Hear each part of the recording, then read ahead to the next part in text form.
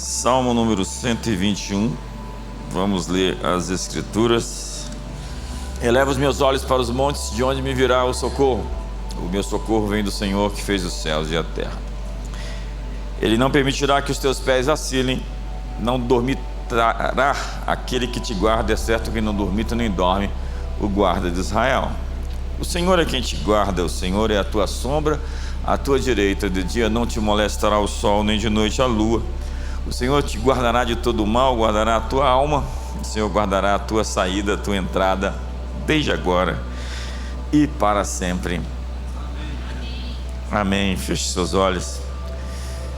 Pai, muito obrigado. O Senhor é tão fiel, o Senhor é tão bom, o Senhor é tão generoso. Sua promessa é: provai e vede que o Senhor é bom. E hoje queremos experimentar a tua bondade, queremos uma noite de bondade expressa, manifesta. Hoje toca-nos de maneira especial, de maneira profunda, traz livramento, socorro, quebra os laços, as armadilhas, os planos de Satanás. Hoje nós proibimos o mal de prosperar, nós dizemos: recue todas as forças que militam contra nós de qualquer forma, contra nossas famílias, contra essa casa. Nós quebramos o teu poder em nome de Jesus, e nós liberamos a boa palavra, a palavra da boca de Deus. Liberamos em nome de Jesus, amém. Antes de começar, eu quero ler na versão da Passion, o Salmo 121, como eu tenho feito de costume. Olhe para as montanhas e colinas, ansiando pela ajuda de Deus, mas então percebo que nossa verdadeira ajuda e proteção é somente do Senhor, nosso Criador, que fez os céus e a terra. Ele me guardará e me guiará, nunca me deixando tropeçar ou cair. Deus é meu guardião, Ele nunca se esquecerá, nem me ignorará. Ele nunca dormirá, nem dormitará. Ele é o Deus guardião do seu povo Israel. O próprio Senhor cuidará de vocês. Ele está sempre ao seu lado para protegê-lo com segurança em sua presença. Ele está protegendo você de todos os perigos, tanto de dia quanto de noite. Ele o protegerá de toda forma de mal e calamidade, enquanto Ele continuamente zela por você. Você será guardado pelo próprio Deus, você estará seguro ao sair de casa e você retornará em segurança. Ele irá protegê-lo agora e Ele irá protegê-lo para sempre. Eu, na manhã hoje da ceia, mais cedo, eu falei sobre o Salmo 124. Tenho pregado sobre os Salmos durante todas essas semanas. Quero continuar até quando o Espírito Santo me permitir me direcionar. E esse Salmo especificamente, o 121, faz parte daquilo que se define, que se denomina o Cântico dos Degraus, que são os salmos que formam uma coleção de 15 cânticos de peregrinação, ou cânticos de romagem, que começa no Salmo 120 e vai até o Salmo 134. Essa coleção é também chamada de os cânticos das subidas, ou os cânticos de degraus, que eram usados pelos peregrinos que seguiam para Jerusalém com a finalidade de participar das grandes festividades anuais. Você sabe, Moisés preconizou que o povo deveria sair de onde estivesse para ir para Jerusalém, pelo menos uma vez por ano. Eles faziam isso nas principais festas, que era Páscoa, que era Pentecostes e Tabernáculos. E nesse caso eles cantavam esses 15 salmos durante as suas subidas, durante a sua saída. E muita gente vinha de muito longe, gente de lugares bem distantes, fora inclusive da terra prometida. E os judeus ali levavam suas ofertas e animais eram sacrificados durante a caminhada, onde eles cantavam os cânticos ao Senhor. E esses cânticos eram os cânticos dos degraus, que serviam como um inário, um verdadeiro inário da jornada, um verdadeiro inário de viagem. Então o Salmo 121 é uma canção, assim como os outros salmos, e é o segundo da série dos cânticos das ascensões, esse cântico cantado por viajantes. E nele se expressa a confiança depositada em Deus durante a jornada. E muitos de nós estamos numa transição. Agora nós estamos numa jornada de mudança desse prédio para um prédio muito maior. Então diga para o seu irmão, você tem que ganhar muito dinheiro para pagar o novo prédio.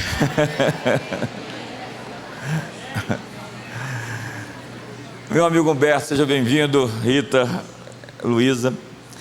E a verdade é que nós vivemos em transições, né? Pessoas estão para casar, pessoas estão para ser promovidas. Quantos podem dizer amém, aleluia? O Brasil está numa transição, e eu acredito que Deus está no comando do trono, não existe nada perdido, pelo contrário. E esse salmo é um salmo para você continuamente orar, profetizar, declarar. Esse é um dos primeiros salmos que eu decorei. Disse que David Livingstone, que foi o missionário da África mais incrível, para você ter ideia, as histórias do David Livingstone na África são contadas por gerações. Ele, quando morreu, ele disse: leve o meu corpo para a Inglaterra e enterre meu coração nesse país, porque o meu coração está aqui. Quando ele enviou cartas pedindo missionários para ajudá-lo, as pessoas dizem: se houver caminhos, quando houver caminhos, nos avise que nós vamos mandar missionários. Ele diga: mande somente aqueles que vão vir se não tiver caminho. Aqueles que virão de fato com ou sem caminho. E ele fez um incrível trabalho na África que reverbera até hoje. E James Montgomery Boyce conta que David Livingstone leu o Salmo 121 enquanto ia nessa transição rumo à África junto com seu pai em 1840. Sua sogra, a senhora Moffat, escreveu-lhe que o Salmo 121 estava sempre em sua mente enquanto ela pensava nele e orava por ele. Orar a Bíblia é extremamente poderoso. Há pessoas com orações tão pequenas que se tratam somente de pedidos. E os Salmos é o meu conteúdo de oração mais poderoso que eu obtive durante a minha vida inteira. Eu li os Salmos muitas vezes em atitude de oração em primeira pessoa. Às vezes 5 salmos por dia, às vezes 10 salmos por dia. E em tempos de desespero, 50 salmos todo dia. E é incrível o impacto que isso teve na minha linguagem de oração. E como você se identifica com o coração desses salmistas, o principal dele, Davi, que rasgava o verbo, que expunha o coração, que conseguia colocar seus sentimentos na presença de Deus. E ele começa dizendo: elevo os meus olhos para os montes, levanto os meus olhos para os montes. De onde me virá o socorro? O meu socorro vem do Senhor que fez o céu e a terra. Então você vai ver que nessa caminhada dos degraus, das subidas, eles olhavam para as colinas distantes de Jerusalém, enquanto viajavam em direção à cidade para cumprir a sua peregrinação. E longe ainda do local desejado, eles erguiam os olhos para as montanhas distantes e sabiam que Deus não estava longe, apesar do destino estar distante. O peregrino então reconhece sua segurança e que Deus os protegeria durante a jornada. Põe a mão no ombro do seu irmão e libera uma palavra profética para ele. Diz: Deus vai proteger a sua jornada.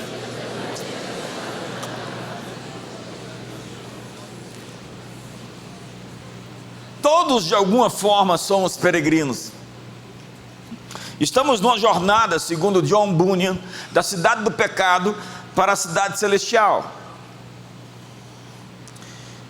Conta-se que um casal de missionários serviu durante 50 anos em um país distante, e quando chegaram na Alemanha, bem velhinhos, ninguém foi os receber no trem onde eles chegaram, e eles foram simplesmente desprezados. E o homem, no caso, começou a reclamar com a esposa, dizendo: veja, a gente deu a vida pelas missões e voltamos para casa e não fomos celebrados de maneira de que fomos com nenhuma honraria. E a esposa respondeu para o marido: querido, nós não chegamos em casa ainda.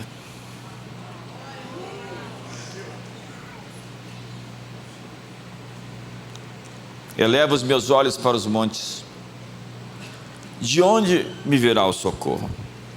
Naqueles dias, os lugares altos eram onde os idólatras colocavam seus altares aos falsos deuses. E era também onde se escondiam os perigos, as ameaças de ladrões e assassinos que se ocultavam nas montanhas para atacar as caravanas. Todos nós, hoje, estamos cercados por adversidades. Somos, por vezes, intimidados por obstáculos enormes que aparecem diante de nós, gigantes. O salmista está cercado por esses montes, cercado de inimigos, cercado de notícias ruins. E na jornada ele sabe das tramas, das conspirações e articulações feitas contra ele. Então ele clama: de onde me virá o socorro? E ele mesmo responde a sua indagação: o meu socorro vem do Senhor que fez os céus e a terra. O salmista, no caso aqui Davi, está falando consigo. Ele dá uma resposta a si mesmo. Ele diz para si mesmo: o meu socorro vem do Senhor que fez os céus e a terra. Ele diz: o Criador é o meu ajudador. Diga para o seu irmão: o Criador é o meu ajudador. Como diz o Salmo 54, eis que Deus é o meu ajudador, o Senhor é quem sustenta a minha vida. Ou como disse o Salmo 118, o Senhor está comigo, não temerei. Que me poderá fazer o homem? No Salmo 121 nós temos um homem que está vendo obstáculos à sua frente. Contudo, seu olhar não parou quando ele olhou para cima, para as colinas. Ele olhou além delas. Ele viu além das montanhas. Ele viu Deus que habita nos céus. E a pergunta: de onde vem o seu socorro? É uma pergunta que tem que ser respondida essa noite. De onde vem a sua confiança? Em quem ou no que você confia? Os pagãos buscavam ajuda em suas divindades. Alguns homens confiam na força do seu próprio braço. O salmista disse: uns confiam em carros, outros em cavalos, mas nós, porém, nos gloriaremos em o nome do Senhor nosso Deus. Elevo os meus olhos para os montes. Vamos lá, sobe os olhos aí. De onde me virá o socorro? O meu socorro vem do Senhor que fez os céus e a terra.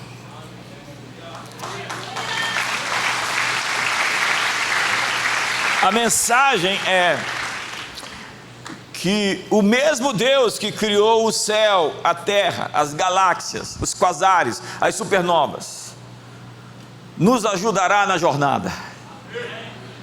Sim, Ele ajudará você com cura, Ele ajudará com você com rompimento financeiro, Ele ajudará você no seu casamento, Ele ajudará você no seu emprego, no seu trabalho, Ele ajudará você no seu ministério, no seu chamado, Ele ajudará você na sua jornada até o fim.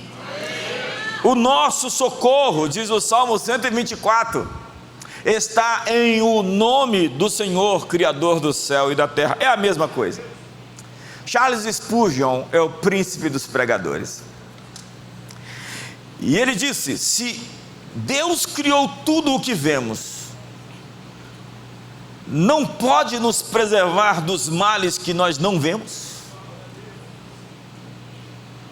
Aqui, o cuidado é com a falsa confiança. Deus não é uma das muitas soluções possíveis para os nossos problemas. Ele é, somente Ele, o nosso Salvador. O rei Asa morreu de uma doença dos pés, porque ele confiou mais nos médicos do que em Deus. Não que você não tenha que confiar em médico, por favor, não faça isso. Mas ele colocou em primeiro lugar os médicos do que Deus. Essa coisa da falsa confiança está em toda a Bíblia. Você vai até Jeremias capítulo 17, um texto tão mal entendido nas Escrituras, que diz: maldito o homem que confia no homem, faz da carne mortal o seu braço e aparta o seu coração do Senhor. As pessoas tentam aplicar esse texto dizendo que você não pode confiar em ninguém. É alguém muito adoecido, com frustração e decepção na vida. Não é sobre isso que o texto está dizendo. O texto está dizendo: não dê a sua confiança para Deus, para alguém que não dá conta de sustentar e segurar o que você está entregando para ela. O texto diz: maldito o homem que confia no homem e faz do braço carnal a sua força e aparta o seu coração do Senhor. Porque será como um arbusto solitário no deserto e não verá quando vier o bem, antes morará nos lugares secos do deserto, na terra salgada e inabitável. E o contexto diz: bendito o homem que confia no Senhor e cuja esperança é o Senhor. Porque ele será como a árvore plantada junto às águas, que estende as suas raízes para o ribeiro e não receia quando vem o calor, mas a sua folha fica verde, e no ano da sequidão não se perturba, nem deixa de dar fruto. Qualquer ano que seja, em qualquer cenário no Brasil ou no exterior, você não vai deixar de dar fruto, não vai se perturbar. Deus vai fazer você florescer em qualquer lugar que você estiver. Se tão somente você confiar nele, porque confiar em alguém é um elogio. Se você confia em mim, é um elogio. E a Bíblia diz que Deus é galardoador daqueles que acreditam nele. Quando você confia em Deus, você honra Deus. Romanos capítulo 4 diz que Abraão creu e isso lhe foi imputado por justiça. Deus ama ser crido. E Jesus disse: se você crê, você verá a glória de Deus. Porque tudo é possível ao que crê. O contraste então é entre os que confiam no Senhor e os que colocam a sua confiança em outros deuses ou em outras forças, outros poderes. Nenhum braço humano pode nos salvar na nossa conjuntura atual nessa nação. Nenhuma força criada pode nos resgatar da força do dilúvio crescente que acomete esse país. Mas o nosso socorro está em o nome do Senhor nosso Deus. Eleva os meus olhos para os montes, de onde me virá o socorro? Vamos lá. O meu socorro vem do Senhor que fez os céus e a terra.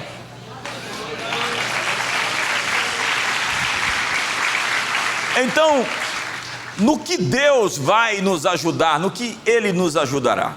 Em primeiro lugar, Ele não permitirá que o seu pé seja movido. Ele não permitirá que os teus pés vacilem, diz o texto. Não dormitará aquele que te guarda. É certo que não dormita nem dorme o guarda de Israel.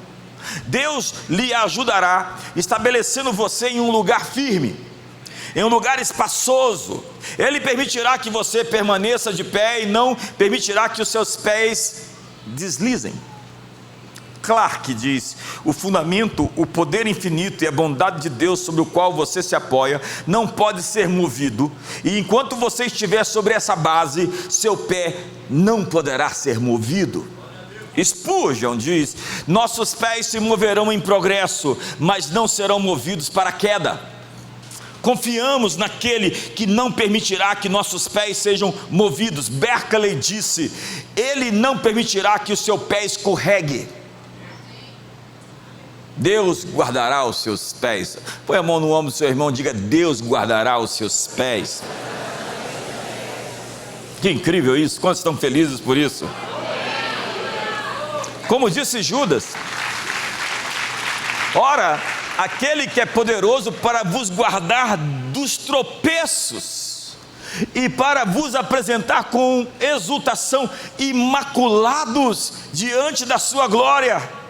Ele não permitirá que os teus pés vacilem. Ele te guardará no caminho, na tua jornada, em lugares escorregadios. Guardará os teus pés de serem presos, guardará para que você possa correr, guardará os teus pés para que você seja livre do laço, conforme diz a Escritura. Ele te livrará do laço do passarinheiro e da peste perniciosa, porque aos seus anjos dará ordens ao teu respeito, para te guardarem em todos os teus caminhos. Eles te sustentarão nas suas mãos, para não tropeçares em alguma pedra. Pisarás o leão e a áspide, calcarás aos pés o filho do leão e a serpente.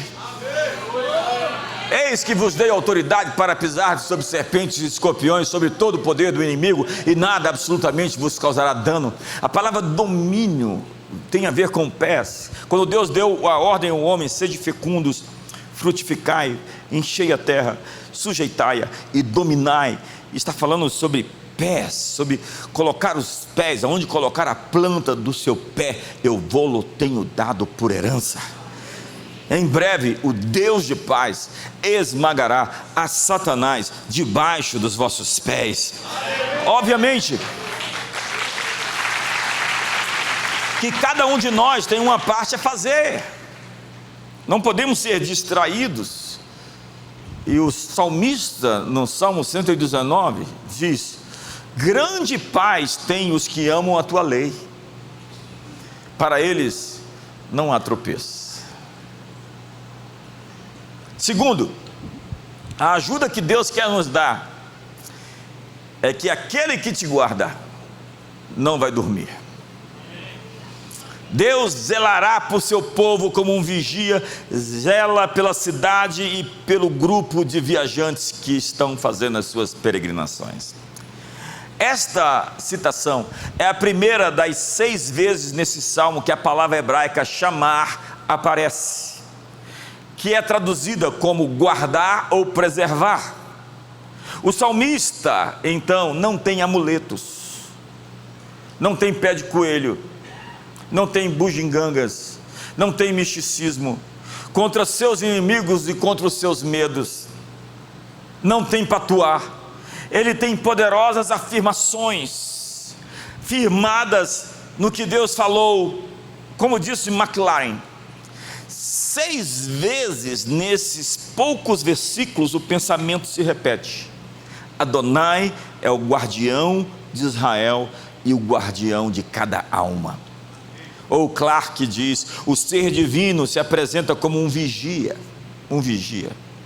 que cuida da cidade e de seus habitantes durante as vigílias noturnas, e que nunca é tomado pelo sono ou pela sonolência. O olhar vigilante de Deus está sempre aberto, olhando com amor e cuidado para o seu povo.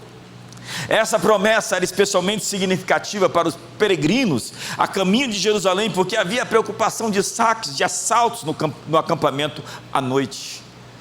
McMichael, citado por Spurgeon, diz: uma mulher pobre, como conta a história oriental, veio um dia ao sultão e pediu indenização pela perda de alguns bens. E o sultão perguntou: como você os perdeu? Adormeci, foi a resposta, e um ladrão entrou na minha casa. E o sultão disse: por que você dormiu? Ela respondeu: adormeci porque acreditei que você estava acordado. O sultão ficou tão encantado com a resposta da mulher que ordenou que a perda fosse recompensada. Você dormiu, né? Não dormitará aquele que te guarda. É certo que não dormita nem dorme o guarda de Israel. Quem te guarda não fechará os olhos. Ele não tosqueneja, nem sequer pisca. Ele é sentinela fiel sobre a sua alma. O vigia de Israel jamais fica exausto. Ele não será pego de surpresa.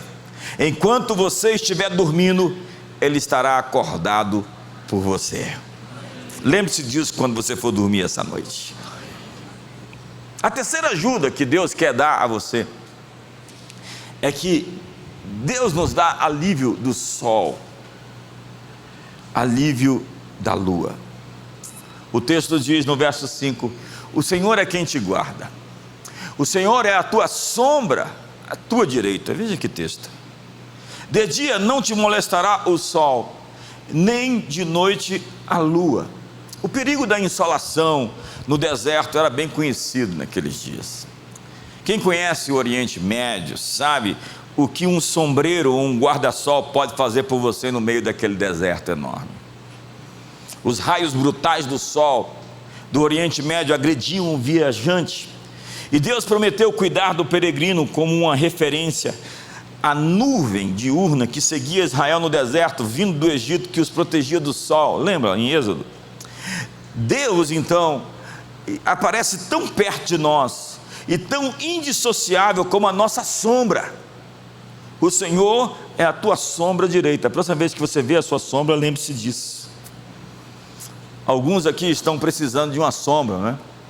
De um refrigério, porque às vezes fica realmente pesado.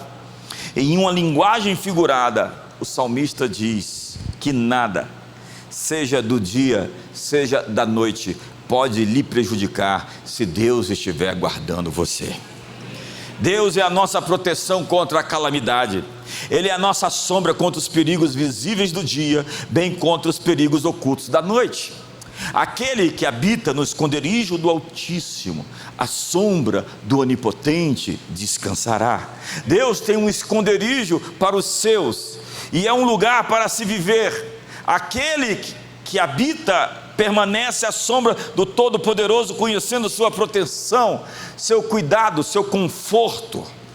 Moisés diz, no capítulo 90 dos Salmos, como Deus é a própria morada do seu povo.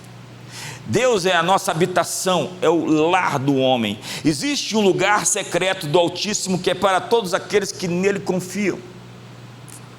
E de dia não te molestará o sol, nem de noite a lua. Deus não criou o sol para te ferir.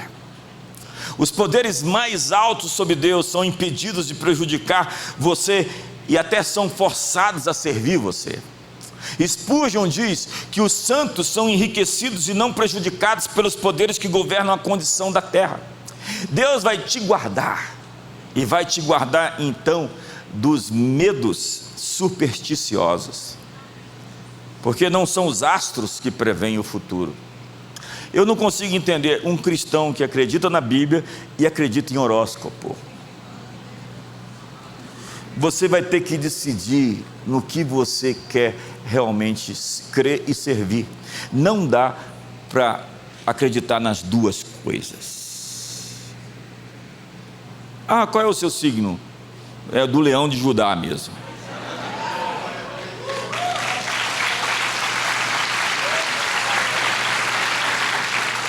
O salmista está dizendo que é Ele que nos guardará dos mal-augouros, das profecias inspiradas pelos demônios, dos vaticínios perturbadores, das magias, dos encantos, das simpatias. O Deus da Bíblia é Emanuel, e Emanuel te guardará das previsões malignas que visam perturbar a tua alma, inclusive daqueles profetas malucos que às vezes te perturbam. Tem gente que acha profeta, mas é maluco, precisa de um psiquiatra. Quando você receber uma profecia desses malucos, você fala assim: ó, eu não sou psiquiatra, posso te dar o endereço de alguém.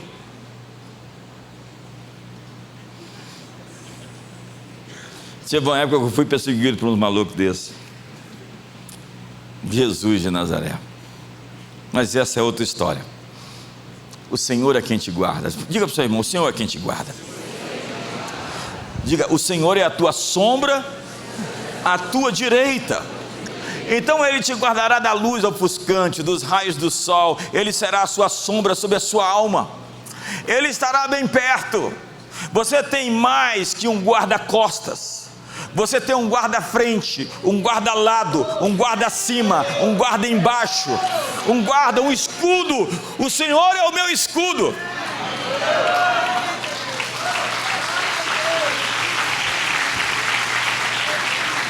A propósito, eu creio em profecia, tá? Quarto, Adonai vai te ajudar. Ele nunca se cansa de ajudar-nos. Ele está sempre alerta para nos abençoar. O Senhor é o seu guardião. Suas posições que deixam isso implícito é porque Ele é pastor, rei, esposo e pai. Como pastor, Ele guardará o seu rebanho. Como rei, Ele guardará os seus súditos. Como noivo, Ele guardará a sua noiva. Como pai, acredite, Ele vai proteger os seus filhos. O Senhor te guardará de todo o mal, guardará a tua alma. E há tanta gente com a alma perturbada, com a alma ferida, machucada, espoliada, encharcada de patologia. Gente sem nervos existenciais, que secou, perdeu a doçura, a ternura e até mesmo a inocência. Mas o texto diz: o Senhor te guardará de todo mal e o Senhor preservará a sua alma. Eu gosto dessa palavra preservar, porque 3 vezes nesse texto aparece a frase: o Senhor preservará, o Senhor preservará, o Senhor preservará. É o Pai que está dizendo, é o Filho que está dizendo, é o Espírito Santo que está dizendo que o Senhor vai preservar a sua alma. Me ajuda aí.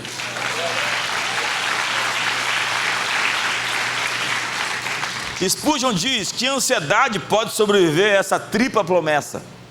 E McLaren diz: se algum assim chamado mal aparecer, vier, você pode ter certeza de que é o bem com um véu. É uma bênção disfarçada.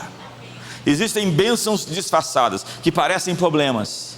Golias parecia um gigante problema para Davi, até que foi a sua promoção para uma nova estação de bênçãos. O que você está vendo hoje como crise e adversidade é o seu passaporte, é o seu bilhete, é o seu convite para uma nova fase de colheita, de resultados, de transformação e de bênçãos. Me ajuda aí, faz alguma coisa.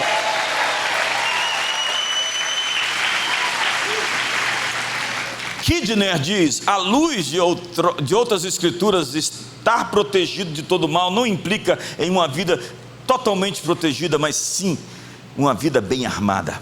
Ele preservará a sua alma do domínio do pecado, da infecção do erro, do esmagamento do desânimo, da depressão e do orgulho.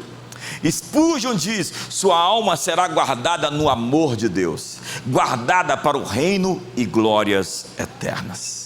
Como diz a promessa do Salmo 37, entrega o teu caminho ao Senhor, confia nele e o mais Ele vai fazer. E se está muito escuro, está muito nublado, está muito obscuro, acredite na promessa que Ele fará sobressair a tua justiça como a luz e o teu direito como o sol ao meio-dia.